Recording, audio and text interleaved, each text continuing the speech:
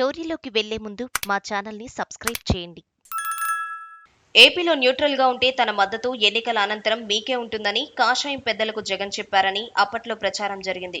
అయితే ఎన్నికలలో ఏమి జరిగింది అందరికీ తెలుసు. టీడీపీ కూటమిలో బీజేపీ చేరింది. చేరిన తరువాత టీడీపీలో ఉంటూ బీజేపీలోకి జంప్ చేసిన నేతలకే ఎక్కువగా సీట్లు ఇచ్చింది.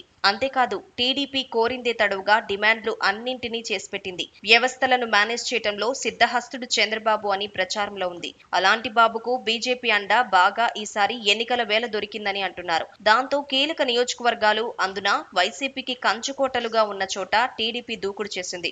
ఎలక్షనీరింగ్ లో చాలా చోట్ల పైచేయి సాధించింది. కీలక స్థానాల్లో ఉన్న వారు అంతా బదిలీ అయ్యారు. మొత్తానికి చూస్తే జగన్ ఎన్నికల ప్రచారంలో ఉండగానే వీటి మీద తీవ్ర అసహనం వ్యక్తం చేశారు. ఇలాగైతే సవ్యంగా ఎన్నికలు జరిగినట్లు కానే కాదు అని ఆయన ముందే అనేశారు. ఆ విధంగానే జరిగింది అన్నది వైసీపీ నేతల భావన. వారు ఇప్పుడు కొన్ని చోట్ల రీపోలింగ్ కోరుతున్నారు అంటే అర్థం చేసుకోవాల్సిందే.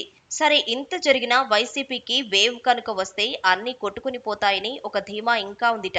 అలా వైసీపీకి ఏపీలో అధికారం దక్కి ఎంపీ సీట్లు ఎక్కువ వస్తే ఎవరికి మద్దతు ఇస్తారు అన్నదే చర్చగా ఉంది. అయితే బీజేపీ మీద వైసీపీలో మంటెక్కిపోతోంది. దాంతో పాటుగా చంద్రబాబు ఆ కూటమిలో ఉన్నారు. దాంతో ఆ వైపుగా చూడకూడదు అన్న భావన ఉంది అంటున్నారు. ఇక ఇండియా కూటమికి అవకాశాలు మెరుగవుతున్నాయని కూడా చెబుతున్నారు. అలాగే ఇండియా కూటమికి మద్దతు ఇవ్వమని కీలక నేతల నుంచి రాయబారాలు వస్తున్నాయని అంటున్నారు. అదే జరిగితే మాత్రం జగన్ గట్టిగానే ఆలోచించే అవకాశాలు ఉన్నాయని అంటున్నారు.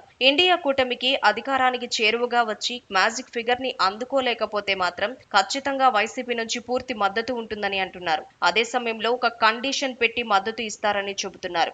ఏపీకి ప్రత్యేక హోదా ఇవ్వాలన్న దాని మీద మద్దతు ఇస్తారని చెబుతున్నారు. కాంగ్రెస్ విభజన తరువాత ఈ అంశం చేర్చింది. దానిని తరువాత వచ్చిన బీజేపీ అమలు చేయలేదు. అందువల్ల ఇండియా కూటమి కనుక అమలు చేస్తామంటే ఆ వైపునకే వైసీపీ వెళ్తుందని అంటున్నారు. ఏపీ జనాలు కూడా ఆ విషయంలో పూర్తిగా సంతృప్తి వ్యక్తం చేస్తారని అంటున్నారు.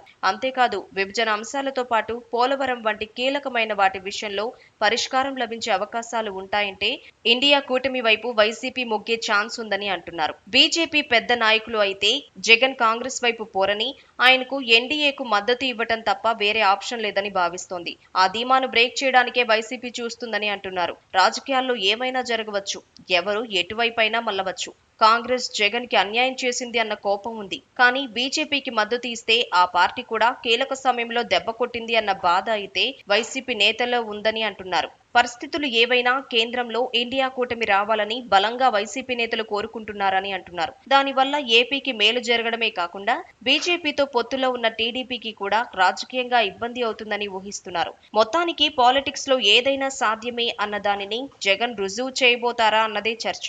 జూన్ 4 ఫలితాల తరువాత మాత్రం వైసీపీకి మొగ్గు వచ్చి అధికారం దక్కితే ఏపీ రాజకీయాలు వేరే లెవెల్లో ఉంటాయని అంటున్నారు. అంతేకాదు, మోడీ షాలకు బిగ్ షాక్ ఇచ్చేలా ఉన్న ఆశ్చర్యం లేదని ప్రచారం అయితే ఉంది. మరి దీనిలో నిజమెంత అంటే వేచి చూడాల్సిందే.